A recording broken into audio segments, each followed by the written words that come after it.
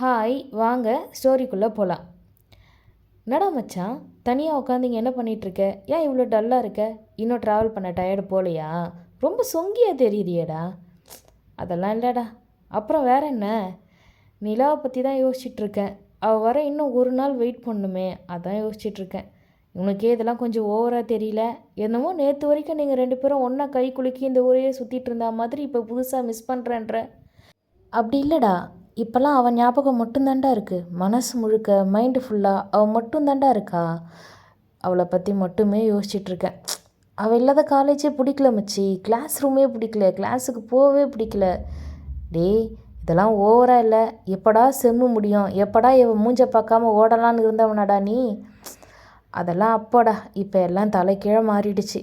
செம்முக்கு அப்புறம் அவள் இல்லாத கிளாஸ் ரூமில் எப்படி இருக்க போகிறேன்னு யோசிக்கிறேன்டா.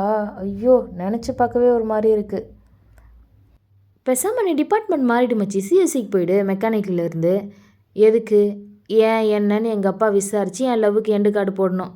ஐடியா கொடுக்குறான் பாரு. அது எப்படி மச்சி, நீ என்ன பண்ணாலும் உங்கள் அப்பா கண்டுபிடிச்சிடுறாரு. எனக்கும் அதாண்டா தெரியல. நானே பயந்துட்டு தான் இருக்கேன், சென்னை போனது அவருக்கு தெரிஞ்சிருமோன்னு. உன் ஃபோன் தாண்டா வைப்ரேட் ஆகுது. ஐயோ எந்த நேரத்தில் பேசணுன்னு தெரியல, எங்கள் அப்பா தாண்டா ஃபோன் பண்ணுறாரு. ஒருவேளை தெரிஞ்சிருக்குமோ? அட்டன் பண்ணி பேசு மச்சி, என்ன நடக்குதுன்னு பார்ப்போம்.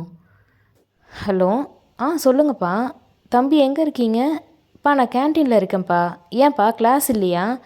இல்லைப்பா, இந்த ஆறு எங்களுக்கு ஃப்ரீ தான், அதான் ஸ்நாக்ஸ் சாப்பிட்லான்னு கேன்டீன் வந்தோம். ஓ சரிப்பா. முந்தா நாள் எங்கன்னா ஃப்ரெண்ட்ஸோட வெளில போனீங்களா? இல்லைப்பா, நான் எங்கேயும் போகலையே. இல்லை, நம்ம பக்கத்து ஊரில் மளிகை கடை வச்சுருக்காருல அண்ணாச்சி, அவர் உங்களை சென்னையில் பார்த்ததா சொன்னார், அதான் கேட்டேன். நான் ஏன்ப்பா சென்னைக்கு போக போகிறேன்? அப்படியே நான் வெளியில் போனால் கூட பக்கத்தில் இருக்கிற ரெஸ்டாரண்ட் தான்ப்பா போவேன் ஃப்ரெண்ட்ஸோட, வெளியில் ஏதாவது சாப்பிட்லான்னுட்டு. நான் ஏன்ப்பா சென்னைக்கு போக போகிறேன்? எனக்கு என்னப்பா சென்னையில் வேலை? சரிப்பா, அவர் இருட்டில் தெரியல, தம்பி மாதிரி தான் இருந்துச்சுன்னு சொன்னார், அதான் கேட்டேன். சரிப்பா, நீ ஒன்று பண்ணு, சனிக்கிழமை கிளம்பி வீட்டுக்கு வா. ஏன்ப்பா, எனக்கு செமஸ்டர் இருக்கே, ஞாயிற்றுக்கிழமை உங்கள் அக்காவை பொண்ணு பார்க்க வராங்கப்பா, நீயும் இருக்கணும். நான் எதுக்குப்பா? அதான் நீங்கள் ஐயாலாம் இருக்கீங்கல்ல. அது இல்லை தம்பி, அவங்க பொண்ணு கொடுத்து பொண்ணு எடுத்துக்கலான்னு பேசுகிறாங்க. ரொம்ப நல்ல குடும்பமாக இருக்காங்க. அவங்க பொண்ணு நீங்களும் பார்த்தீங்கன்னா உங்களுக்கும் பிடிச்சதுன்னா அப்படியே பேசி முடிச்சிடலாம்ல. ஐயோப்பா, என்னப்பா சொல்கிறீங்க? பதறாத தம்பி, அவங்க பொண்ணு இப்போ தான் படிச்சிட்ருக்கு. நீங்கள் படிப்பு முடிச்ச போர் தான். சும்மா பிடிச்சதுன்னா பேசி வைக்கலான்னு தான். சரி நீங்களும் பாருங்கள் பிடிக்குதான்னு. சரி சனிக்கிழமை நேரத்தோடு கிளம்பி வீட்டுக்கு வந்துடுங்க தம்பி, வச்சிடுறேன். சரிங்கப்பா.